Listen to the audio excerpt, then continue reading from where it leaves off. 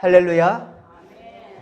갈수록 날씨가 참 좋아지고 있어요. 예, 좋은 날씨, 지금이 좋은 그리스도의 계절인 줄로 믿습니다. 여러분, 그리스도의 계절은 특정한 날이 아니에요. 항상입니다. 우리 주님이 임마누엘 하시기 때문입니다. 주님이 함께 하시기에 오늘도 좋은 날이요, 내일도 좋은 날이요. 예, 더욱더 가면 갈수록 우리 신앙도 더 성장할 것이니 우리는 진정 행복한 자란 사실을 여러분 믿으시기 바랍니다. 갈수록 이 자리가 좀 채워졌으면 좋겠습니다. 점점 해가 길어지고 있잖아요. 또 좋은 날들이 또 우리를 기다리고 있어요. 앞으로 새벽 예배, 수요 예배, 그리고 목장 예배, 모든 예배 가운데 주일은 말할 것도 없고요. 최선을 다해 하나님이 기다리시고 기뻐하시는 그러한 예배자가 되기를 주님의 이름으로 간절히 축원합니다. 오늘 주시는 말씀은 역대상 26장 20절, 우리 한 절만 우리 함께 읽었는데요. 성전을 관리하는 사람, 성전을 관리하는 사람이라 라는 제목으로 주의 말씀 전하겠습니다. 좀 많은 성령의 분량도 있고요. 또 외래어기 때문에 발음하기도 힘들지요. 예. 그래서 또 사람들이 또 이름이 쭉 이렇게 나열되기도 하는데 한 절만 읽었지만 여러분 지금 성경의 내용, 자, 무엇을 말하느냐? 성경의 역사가 지금 무엇을 우리에게 말하고 있느냐? 이 하나님의 메시지에 좀 더 관심을 가졌으면 좋겠고요. 그 말씀에 대해서 제가 풀어드릴 때 좀 집중하시고 새겨 들었으면 좋겠고요. 우리 삶에도 온전한 적용이 있기를 간절히 빌고 소망합니다. 자, 그런 의미에서 지금까지 보았던 우리 역대상 29장까지 있거든요. 예, 역대상 29장까지 있는데 우리 지금까지 보았던 말씀을 잠깐 한번 복습해 보도록 하겠습니다. 앞에 화면을 좀 보시면 보일까요? 자, 1에서 우리 9장까지는 바로 여러 지파, 가문들, 이 가문들의 자손들의 이름이 계속 이렇게 기록되어져 있어요. 여러분 읽기도 힘들어요. 예, 우리나라의 언어가 다르기 때문에 또 발음도 힘들고 그러겠는데요. 1장부터 9장까지는 좀 지루하리만큼 쭉 많은 사람들, 민족, 지파들, 이런 사람들의 자손들이 그렇게 나열되어 있고요. 10장에는 특별히 이 사울이 누구예요? 이스라엘 초대 왕이잖아요. 그 왕의 죽는 이야기가 나와요. 예, 특별히 그 왕에 대한 이야기 한 것은 하나님이 이 왕을 세웠지만 하나님 원치 않은, 그렇죠? 그래서 다윗 왕이 세워졌다. 이것에 대한 합당한 이유를 말하기 위해서 바로 10장에는 사울 왕이 죽고 다윗 왕이 이제 왕위에 오르는 그러한 이야기가 기록되어져 있고요. 그리고 11장에서 12장까지는 다윗의 용사들이 기록되어져 있어요. 네, 여러분 특별히 아시죠? 11장에는 용사들 누구부터 기록되어 있습니까? 우리 이방 민족들. 그렇죠? 다윗은 그런 사람이었어요. 내가 좋아하는 사람들만 품에 끌고 등용시키는 것이 아니라 저 하나님 앞에서 회개하고 열심을 다할 수 있는 사람, 또한 나를 위해서 합력할 수 있는 사람이란다면 원수로 만들지 않아요. 예, 어쩌면 자기를 끝까지 죽이려고 들었던 사울 왕인데도 불구하고 다윗은 어떻습니까? 끝까지 다윗 자기 손으로 사울 왕을 해치지 않았잖아요. 이것이 바로 우리가 다윗에게 배울 점이에요. 그렇습니다. 그리고 13장에서 또 17장까지는 다윗이 간절히 바랬던 게 있어요. 왕위에 오르면 정말로 소망한 게 있어요. 그게 무엇이었죠? 법궤를 다윗성으로 옮겨오는 것이었어요. 블레셋과의 그 사이에 국경 지역에 그렇게 방치되다시피 있었던 하나님의 법궤를 다윗성으로 그렇게 옮겨오는 것이었습니다. 이 수건 사업이었어요. 이것을 진행하는 가운데 또 여러 일도 있었지만은 이런 이야기가 또 거기 13, 17장에 기록되어져 있고요. 18에서 그리고 20장까지 18에서 20장까지는 다윗이 주변 국가들을 이렇게 정복하는 이야기가 나와 있습니다. 그러나 여러분 21장에 참 그래요 여러분들. 그러니까 잘 될 때는 좀 더 조심해야 됩니다. 선줄로 생각하는 자는 어떻게 하라고요? 넘어질까? 조심하라고요. 조심해야 됩니다. 그렇습니다 여러분. 다윗도 마찬가지 사람이라니까요. 다윗도 사람입니다. 싸울 때마다 다 승리하게 되니까 그때 교만하게 되는 거예요. 그리고 이 나의 군사들을 정비하고 싶은 거예요. 어떻게 합니까? 인구조사를 하는 거예요. 인구조사를. 그래서 내 국력이 내 예, 군사력이 얼마나 되는지를 그거 꼭 알아야 되겠습니까? 그전에는 그 알아서 싸웠습니까? 아니잖아요. 다윗이 골리앗을 쓰러뜨릴 때 어떻게 쓰러뜨렸습니까? 어린 소년이었습니다. 그리고 무기로 싸웠습니까? 아닙니다. 물맷돌로 싸웠습니다. 정말 중요한 건 물맷돌도 아니지요. 무엇으로 싸웠습니까? 만군의 여호와의 이름으로. 할렐루야! 하나님의 이름 붙들고 나아갔단 말이에요. 그게 다윗이었어요. 그런데 지금 이런 짓을 저지르고 말았단 말입니다. 21장이에요. 예, 그리고 회개하는 이야기가 또 21장에 나오고요. 여기 좀 빠졌네요. 22장. 자, 22장에는 다윗이 그 다음 하고 싶었던 게 있었어요. 뭐 하고 싶었죠? 자기 손으로 이루지는 못했어요. 하지만 솔로몬에게 그것을 유언으로 남깁니다. 무엇 하고 싶었어요? 성전을 짓고 싶었습니다. 그 준비 과정을 바로 22장에 기록하고 있어요. 아시겠죠? 22장에 예루살렘 성전을 건축하고자 준비하는 이야기가 22장에 또한 기록하고 있습니다. 그리고 23장부터 오늘 26장 읽었지만 27장까지는 자 무엇이에요? 성전에서 일할 사람들을 또 세우는 일을 합니다. 예, 물론 주축이 되는 것은 레위인들입니다. 이것은 하나님의 명령이에요. 예, 분별된 지파, 레위 지파를 통하여서 그렇게 성전에서 일할 사람들을 택해요. 하지만 레위 사람 아닌 사람이 또 한 사람 있었죠. 누구였습니까? 오베데돔이라는 사람 기억하시지요? 오베데돔이라는 사람이 있었잖아요. 예, 그 사람을 바로 성전 문지기로 세웠다라는 거예요. 놀라운 일. 또한 찬양대로 세우는 일도 있었습니다. 하나님께 그에게 복을 주었다는 것이 분명하기 때문이에요. 자, 26장 5절 한번 보세요. 26장 5절. 우리가 이제 쭉 한번 복습해 보는 거니까요. 이제 29장 얼마 안 남았네요. 역대상도. 자, 26장 5절 보면 여기 밑 하반절만 보십시오. 이는 하나님이 오베데돔에게 뭘 주었다라고요? 복을 주었다. 누가 주었다고요? 하나님이요. 여러분, 하나님이 복 준 사람이란다면 우리가 함부로 대할 수 있어요? 없어요? 없죠. 설령 이방인이라 한다 할지라도, 여러분이 보시기에 싫어하는 사람이란다 할지라도, 여러분이 원수지간처럼 지낸단다 할지라도 그 사람이 하나님이 택하셨고 복을 준다면 어떻게 되겠습니까? 존중해야지요. 예, 그렇습니다. 우리 진목회 성도님들은 전부 다 하나님이 세웠어요. 하나님이 세우신 분들이에요. 함부로 대하지 마십시오. 이레베도 하나님이 세웠어요. 그렇죠? 하나님이 세운 여러분 하나님 일꾼이에요. 함부로 대하지 마십시오. 무시하지 마십시오. 속상한 일이 있으면 오히려 위에서 기도해 주십시오. 할렐루야. 그것을 하나님께서 기뻐하시는 거예요. 그렇습니다.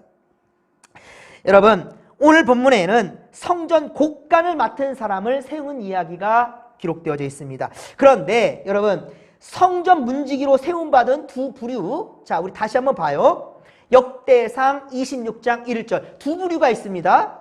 성전 문지기. 여러분, 성전의 문지기는 매우 중요합니다. 다 중요한 일이긴 하지만 여러분, 아무리 철웅성처럼 견고한 성이란다 할지라도 성문이 뚫리면 무너지는 건 삽시간입니다. 그렇죠? 예, 성전 문이 뚫리면 큰일 납니다. 그런데 이 문지기로 누구를 세우는가 보십시오. 누구를 세웠습니까? 고라자손. 예, 고라자손을 세웠어요. 민수기 16장에 보면 여러분, 아론과 모세에 대적했던 사람이 누구예요? 고라였어요. 고라자손. 그런데 이들이 어떻습니까? 회개합니다. 어떻게 회개했냐고요? 그런 얘기가 어디 있냐고요? 예, 시편을 통하여서 우리는 짐작할 수 있어요. 시편이 몇 편으로 되어 있습니까? 150편으로 되어 있어요. 그 중에 바로 10편을 고라자손이 기록해요. 고라자손이. 예, 그 고라자손이 기록한 시편에 보면 더 이야기는 하지 않겠습니다. 시간이 제한되어 있으니까. 지난주에 말씀 전했던 것 설교 영상을 보시면 또 자세하게 기록되어 있으니까 보시면 되겠고요. 고라자손. 그런데 그들이 회개하니까 어때요? 그것을 다윗이 캐치해요. 예, 이게 바로 지도자의 면모예요. 예, 고라자손들이 회개하고 그리고 더욱 하나님께 쓰임받는 자들로 변화되니까 다윗은 그걸 캐치하고 사용하는 거예요. 등용시킨 겁니다. 바로 예루살렘 문지기로서요. 또 한 사람이 있어요. 아까도 보았죠? 오베데돔이라는 거예요. 이 사람은 이방 사람입니다. 블레셋의 가드 사람이에요. 가드 사람. 그런데 그를 등용했다라는 거예요. 모두 다 어떻습니까? 우리 8절에도 보면 26장 8절 그들은 어떻다고요? 모두 다 능력이 있어 직무를 잘 감당했대요. 다윗은 무엇을 봅니까? 능력을 보았습니다. 잘 감당하면 되는 거예요. 내가 저 사람 싫어한다 할지라도요, 그 사람이 하나님 앞에 최선을 다해서 사명을 감당한다면 여러분 어떻게 해야 됩니까? 협력해야 되는 거예요. 예, 좋지 못한 감정이 있다 할지라도 하나님의 일을 감당한다면 협력해야 되는 거예요. 예, 여러분 다윗은요 사실 블레셋 때문에 많이 고생했어요. 사울도 그랬고요. 예, 엘리 제사 그때에도 그랬고요. 사사시대 때 계속해서 괴롭힘을 당한 것이 블레셋 사람이에요. 설령 하나님이 오베데돔에게 복을 줬다 할지라도 어때요? 민족과 민족대로 앙숙이라니까요. 그런데도 불구하고 다윗은 어떻습니까? 그들이 최선을 다하니까 다윗은 인정하는 거예요. 어떤 마음으로? 하나님의 마음으로. 할렐루야. 하나님의 마음으로 사랑하고 용서하고 배려하고 품어줄 수 있는 믿음의 권속들 되기를 주님의 이름으로 간절히 축원합니다. 그렇습니다. 다윗은 앞서 용사를 세울 때도 그랬지 않습니까? 나라와 민족을 가리지 않았다니까요. 예, 주의전에서 일할 구별할 사람들, 이 구별이라는 것은 지파를 구별하고 자기 좋은 입맛에 따라 사람들을 택한 그런 구별이 아니라 하나님을 믿기로 다짐하고 믿음의 삶을 다짐하며 하나님께 나아가는 사람이라 한다면 구별하지 않았다는 거예요. 그것이 우리가 이 역사서를 통하여서 특별히 이 역사서에 기록된 여러 사람들 막 있는데 이게 무엇을 의미하느냐? 하나님께서 우리에게 말씀하시고자 하는 것은 바로 그것이라는 거예요. 사람 차별하지 말라는 겁니다. 하나님이 좋아하시고 또 하나님의 일을 기뻐하는 사람이라면 누구나 가리지 말고 등용시키라는 거예요. 그리고 그대로 순종한 사람이 바로 다윗이었다는 말입니다. 주의전에서 일할 구별된 사람들, 그 전의 모습이 아닌 지금 변화된 모습이란다면, 그리고 얼마나 그가 진심인가, 얼마나 진심인가, 그리고 얼마나 능력으로 일을 잘 감당하는가라는 겁니다. 바로 이것을 다윗은 쓰임받는 일꾼의 표준으로 삼았다는 거예요. 오늘 본문에 하나님의 성전 곳간을 맡은 사람을 세울 때도 마찬가지이고요. 한국교회는 사실 대형화되면서, 한국교회가 대형화돼가면서 이 병폐가 있어요. 성경조차에도 찾아볼 수 없는 그런 부분이 뭐냐면 유급교회 관리자들을 세우게 되었어요. 예전에는 사찰이라고 불렀지만 지금은 사찰이라고 부르지 않고 관리집사님 이렇게 불러주기도 하지요. 교회에서 유급, 사례를 받으면서 교회 관리를 하며 일을 하시는 분들입니다. 당연히 믿는 성도들 중에서 그렇게 채용하지요. 모집하는 건 당연하고요. 이분들은 회사 직원처럼 월급을 받으면서 일을 하는 거예요. 목회자들 외에도. 어찌 보면은 그런 의미에서 오베데돔을 뒀는지도 모르겠습니다. 예. 왜냐면 다른 이들은 전부 다 레위인들이거든요. 코라 자손도 레위인이에요. 예. 그런데 오베데돔만큼은 어찌 보면은 이방 사람. 자, 이것에 대해서 글쎄요, 하나님께서 역사하셨는지 지금은 교회가 커져가면서 교회에서 유급 직원들이 있단 말입니다. 과거에는 성도들이 돌아가면서 교회를 돌봤어요. 그렇죠? 과거에는 전부 다 성도들이 다 일을 했습니다. 또한 특별한 달란트가 있는 사람들은 당연히 하나님 주신 거니까 감사함으로 어때요? 그 달란트를 기부한다는 표현도 쓰면서 이렇게 하나님의 기쁨을 위해 감당했던 일들이 있었단 말입니다. 이제는 교회에 그런데 정식 직원으로 채용하는 그런 현실이에요. 시대가 바뀌었고 또 교회도 이렇게 규모가 커진 상태에서 이에 대해서 폄하할 생각은 없습니다. 아니, 교회가 커가면서 전문인을 이렇게 사용하는 것이 꼭 잘못됐느냐라고 말할 수는 없지요. 다만 성도들이 감당해야 될 그 일들을 모두 이분들에게 그냥 어때요? 떠넘겨버리는 일들이 많아졌어요. 이것은 참 안타까운 모습이에요. 충분히 내가 운전할 수도 있는데도 불구하고 교회 기사 있잖아. 저분이 운전하면 되는 거지. 저 사람 월급 받고 일하는 거야. 이래버려요. 바빠서 못할 수도 있거든요. 설령 유급 직원이란다 할지라도 내가 감당하면 내가 하면 되잖아요. 교회 차량 운행은 누구나 운전할 수 있게끔 보험을 듭니다. 물론 나이 제한도 두긴 하겠지만요. 할 수 있어요. 그런데 너무 떠넘겨버리는 이런 일들을 한단 말입니다. 교회 청소 같은 경우에도 전문 직원들을 고용하는 교회들이 또 많아지고 있어요. 지금은 우리 교회도 구역별로 나눠서 교회 청소도 하지만 그런 교회들도 있어요. 코로나가 지나면서 어느 교회는 이런 것도 있답니다. 식당 봉사자들도 돈을 주고 쓴다는 거예요. 예. 구역별로 돌아가면서 이렇게 봉사했던 그런 순간들이 이제 점차 사라져가고 있다는 거예요. 이런 모습들이 참 좋아 보이지는 않다는 거죠. 가면 갈수록 우리가 섬김의 자리를 이게 돈 주면 된다라고, 돈이면 다 된다라는 그런 세상이 교회까지 왔다는 것은 서글픈 일이에요. 어느 순간 교회에서 성가대장, 피아노 반주자들에게 또한 사례를 주는 경우가 이제 많이들 생겨나고 있어요.